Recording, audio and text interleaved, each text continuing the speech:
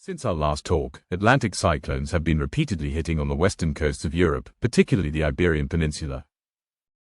This whole stormy show may be interesting at first, but it becomes more dangerous as the pattern persists.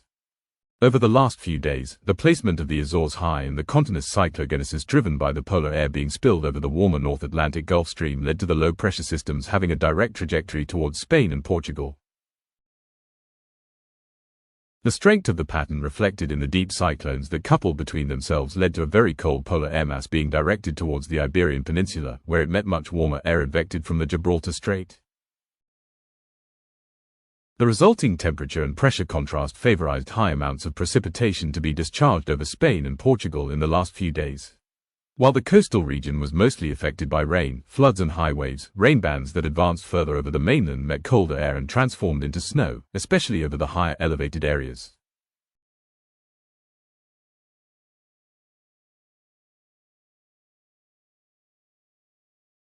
A new round of heavy rainfall will arrive on Wednesday night. This time, following the already established polar air mass, the snowfall expected will be even more extended, and in large quantities.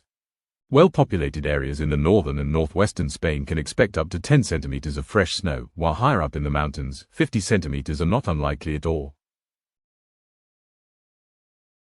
This strong contrast also comes with strong winds, with gusts that will likely reach 100 kilometers per hour close to the open coastal areas. Speeds of 80 to 90 kilometers per hour are not excluded even deep into the continental parts of Spain. The polar air mass will eventually reach the Mediterranean basin, and when it does, it will lead to the formation of a new Mediterranean cyclone.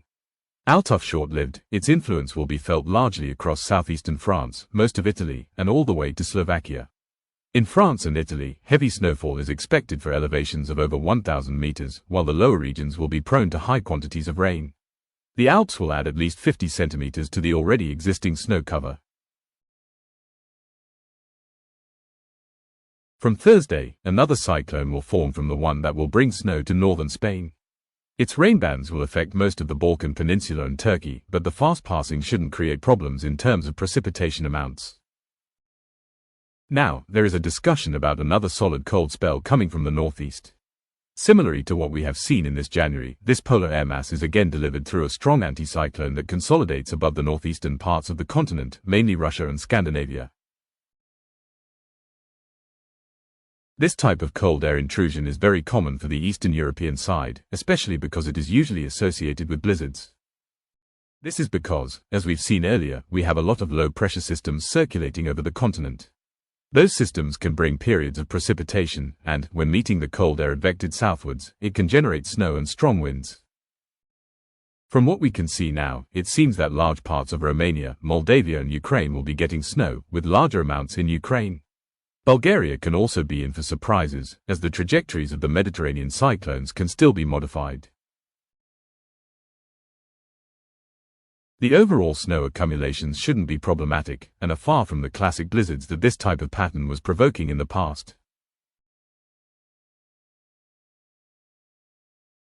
Locally, there's a good chance for freezing rain or ice to fall in western Germany for Wednesday, but with the help of the cold advection by the earlier discussed anticyclone, southern Germany will see some light snow showers during Thursday.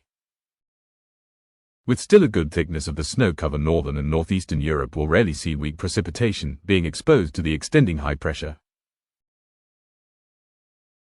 Between many extremes, the region that can declare a normal weather week is the northwestern Europe.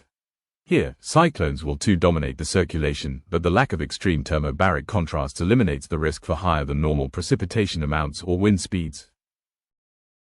We hope everyone in Portugal and Spain is safe and respects the measures imposed by the authorities. Those types of weather scenarios can seem short-lived at first, but can generate many losses as they unfold.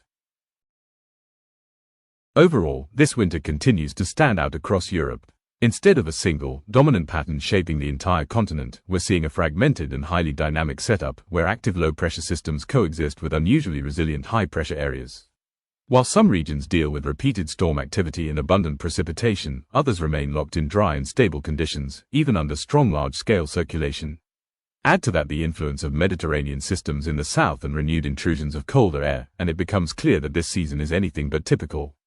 It's a reminder that this winter isn't following the classic Atlantic-driven script, it's writing its own. Thank you very much for watching. If you appreciate our work, don't hesitate to like and subscribe to our channel.